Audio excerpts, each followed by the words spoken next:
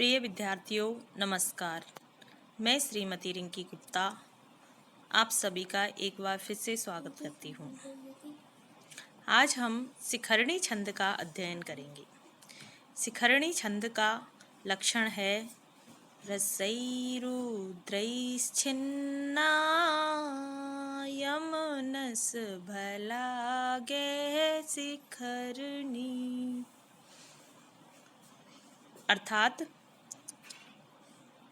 रसैरुद्रैश्छिन्ना, रस यहाँ पर 6 की संख्या के लिए प्रयुक्त है क्योंकि रस 6 होते हैं। मधुर, अम्ल, लवण, कटु, तिक्त, कसाय, ये 6 रस होते हैं। हमें यहाँ इनसे कोई अर्थ नहीं लेना, मात्र यह 6 की संख्या का द्योतक है। रुद्रई अर्थात एकादश, 6 और एकादश 11 पे जहाँ विराम होता है, जो छिन्न होती है, जो यति वाली होती है, वह शिखरणी छंद होता है। यमनस भलागे शिखरणी अर्थात जहाँ यगण, मगण, नगण, सगण, भगण, एक लघु और एक गुरु होता है, वहाँ पर शिखरणी छंद होता है। ये लक्षण हमने इस पंक्ति के द्वारा जाना। प्रमुख रूप से हम इस प्रकार समझते हैं कि शिखरणी छंद में 4 चरण होते हैं। उन 4 चरणों में प्रत्येक चरण में 17 वर्ण होते हैं। इस प्रकार चारों चरणों में 68 वर्ण हुए और प्रत्येक चरण में उन 17 वर्णों के बीच 6 और 11 पर यति होती है। उसके लिए लक्षण की पंक्ति में बताया गया रसई रुद्रई अर्थात 6 और 11 पर जहाँ यति होती है वहाँ पर शिखरणी छंद होता है। अब इसमें मात्राओं का क्या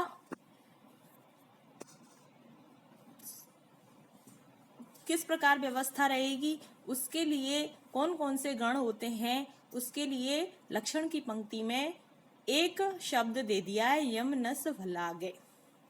अब हम इन वर्णों के आधार पर एक एक गण का ज्ञान कर सकते हैं। ये से यगण, में से मगण, ने से नगण, से सगण, भय से भगण और एक लघु और एक गुरु। इस प्रकार हम इस पंक्ति के द्वारा शिखरणी छंद का लक्षण आसानी से स्मरण कर सकते हैं। अब हम इसका उदाहरण जानते हैं। प्रस्तुत उदाहरण अभिज्ञान शाकुंतलम के प्रथम अंक से लिया गया है।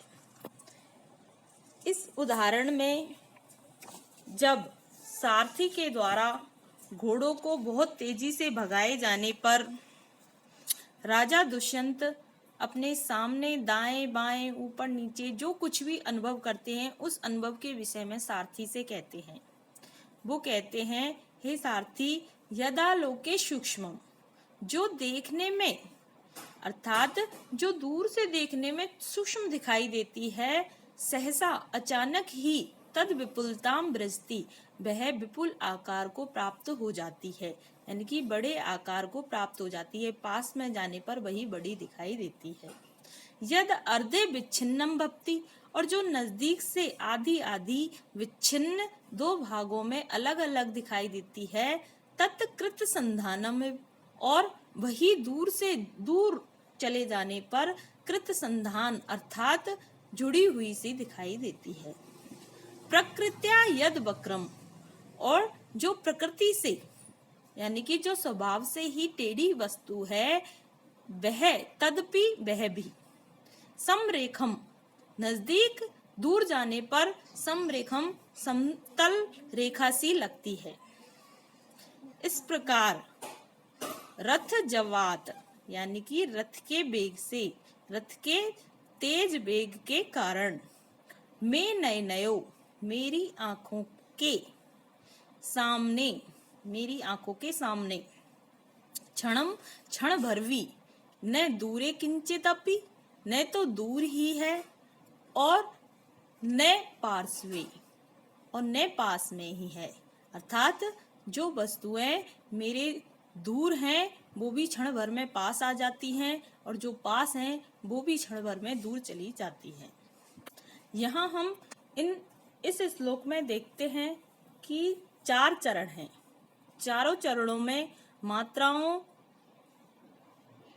को देखते हैं तो प्रत्येक चरण में 17 मात्रा 17 वर्ण हैं और यगण मगण नगण सगण भगण और लघु गुरु इस तरह से इन गणों की व्यवस्था है।